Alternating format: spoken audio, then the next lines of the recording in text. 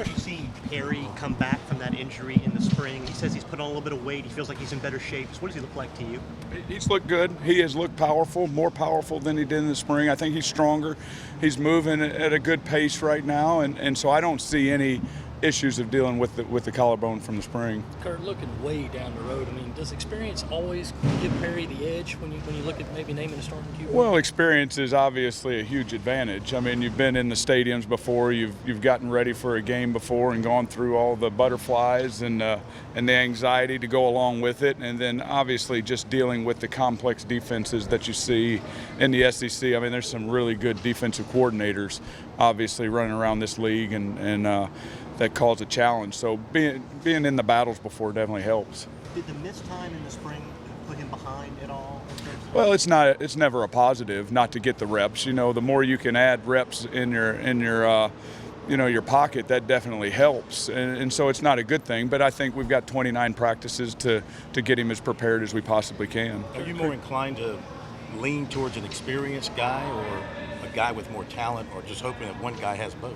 Well, I think that's a really good question. I think that's a question that if coaches really knew the answer to, we'd all be a lot smarter. So I think experience is a great indicator. Obviously, talent is a great thing to have on your side. We just got to figure out who's going to be the most productive.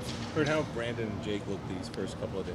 You know, they've done a good job. You know, Brandon obviously has shown that these aren't his first practices. I think, he's coming back and he's smarter, and his understanding of what we're trying to do offensively is pretty good. We're in pretty good shape. And then Jake, what you see in 2 days, because it's really first few days we can work with him, is you see he's a talented guy. He is an intelligent guy. He picks things up, but it's still a brand new situation to him. Kurt, you look at the running game, I guess everybody thinks that maybe Dave Williams will be the starter. Has he been taking the first team reps, and how's he look? So we've been obviously moving people around in that. I think that's a position that utilizes a lot of people in practice to stay fresh, because the effort we ask them to give on finish and things like that. So David's got a lot of reps, but we've rotated a bunch of guys around. Who are some of those other guys that you're looking to maybe spell him or really get into the game? Well, right now the guys that are working with those first ones are AJ, Rod Talley, and Bear Polk right now. How many wide receivers do you want to take into a Saturday? I mean, do you want to have ready and rotate? That's a good question. You want as many as you can get, right? In an SEC game, we typically like to have 6 or 7 that are capable of playing. But the ones that are ready and the best ones are the ones that we're going to play. You definitely want to develop a relationship with those guys at quarterback. So I've been in years where you've rotated guys, and I've been in years where 3 guys played. We played 3 wide receivers in 2012 at Duke, and luckily we stayed healthy, and we had 2,000-yard receivers and a 600-plus yard receiver. As you build what you want to be offensively, what are the metrics you will look at to judge progress beyond scoring points and winning games, but sort of in the details there? Well, I think that's such an all-encompassing question. Really for us, what we want to be good at is we want to be good at taking care of the ball, and then the critical areas of third down, red zone, penalties, and explosive plays. And we gauge those. If we're doing a good job in those areas, then we feel like we have a chance to play, a successful game. So we're always going to look at those critical areas and see if we're improving, but it's always a week-to-week balance. How does Jamari take into that receiver role? He's done a good job. It's an experienced guy. I think he's made some contact area catches, some tough catches in that, and so he's shown he's got some physicalness to him, and he's still learning how to play wide receiver. But he's an older guy, which helps. How long did you meet each week with the quarterbacks during the summer, and what did you try to accomplish and go over in each session? Well, I think what you want to do in the summer is improve their understanding of everything that you're doing system-wise. I think number one, what a quarterback has to have is mastery of your own system. If you have mastery of your own system, then we can move into the defense. But there was a combination of all of that. So you spend a lot of time with your system. You spend a lot of time dealing with defensive football, knowing your answers and why you're doing something and all that.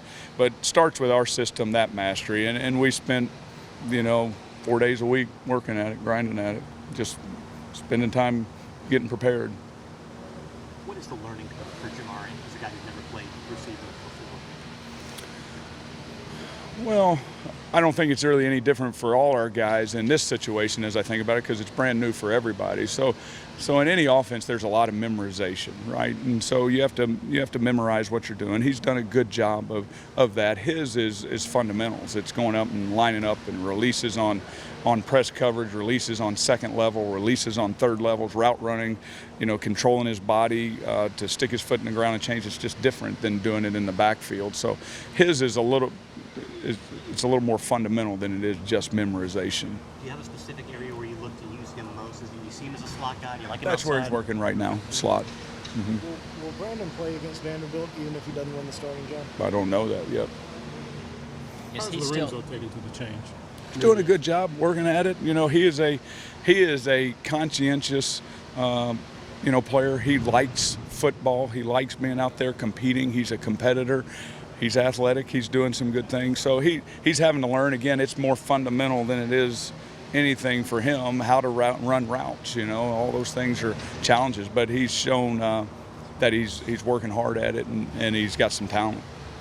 Is there any scenario in your mind where Brandon redshirts this year? Is that a possibility, or do you feel like he's in the plan somewhere, even if it's just as a backup that you trust? Really right now we're not even thinking in those terms. What we're trying to do is practice guys, mix the reps with ones and twos, and see who gets ready. And then once we make that decision, then we can have the backup plans. But we don't have plan one yet.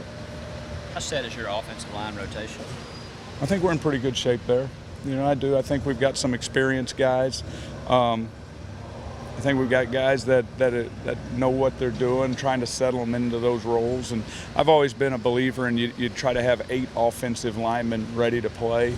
You like to have 3 tackles, 3 guards, and 2 centers as best you can. If you can do that, then you got some depth. So we're still working through that. Is the first 5 you rolled out there today, other than Allen, the first 5 you think you'll have on September 1st, or is that still a work in progress? Well, you always give guys the ability to compete, to play, right? I don't think you ever just say it's set. So we've got a lot of practices before we go play. So there's a lot of, competition left. But saying that, we've got some experience and we're trying to shore up a few things. But we've got some stability there. Thank you, Kurt.